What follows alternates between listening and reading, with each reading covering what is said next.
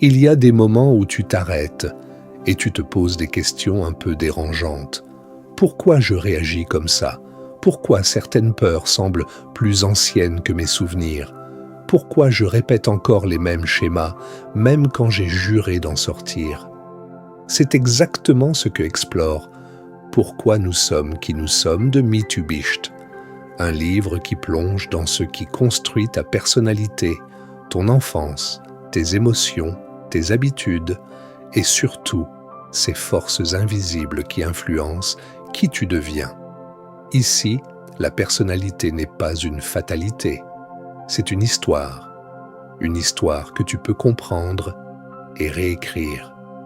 Voici 7 leçons pratiques tirées du livre Pourquoi nous sommes qui nous sommes de Mitubisht. Si ce genre de contenu t'aide à mieux te comprendre et à évoluer, pense à t'abonner à la chaîne, laisse un commentaire pour partager ce qui t'a marqué et envoie cette vidéo à quelqu'un qui en a besoin. 1. Ta personnalité se construit très tôt. Une grande partie de qui tu es aujourd'hui s'est formée pendant ton enfance, ta façon de faire confiance, d'aimer, de douter ou de chercher la validation. Tout ça prend racine dans tes premières expériences. Ce que tu as vécu avec tes parents ou ton entourage, soutien, critique, sécurité ou absence, a laissé une empreinte silencieuse. Comprendre ça, ce n'est pas accuser le passé, c'est juste voir clairement d'où viennent certaines réactions. 2. Tes croyances inconscientes dirigent ta vie.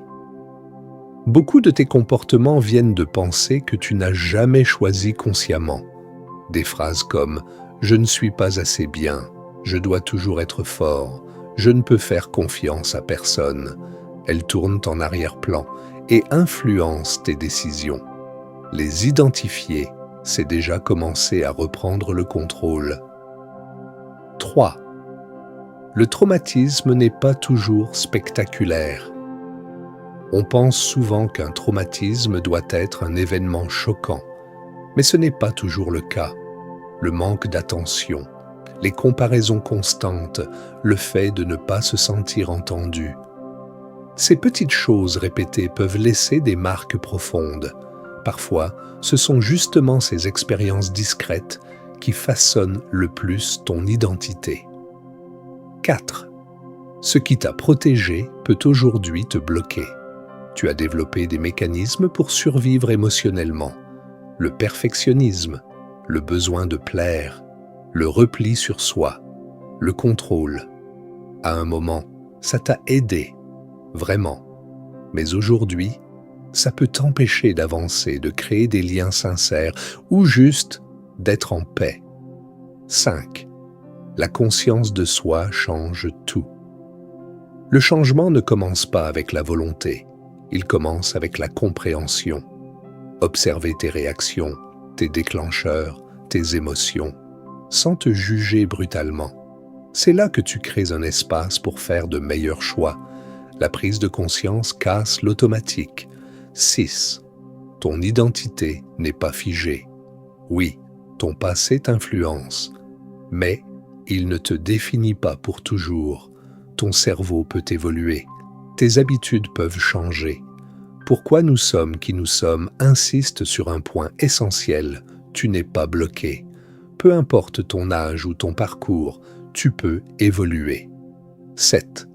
La compassion envers toi-même accélère ta guérison, la honte te bloque, la compassion te libère. Quand tu comprends pourquoi tu es devenu comme ça, tu arrêtes de te juger aussi durement, et là, tout change.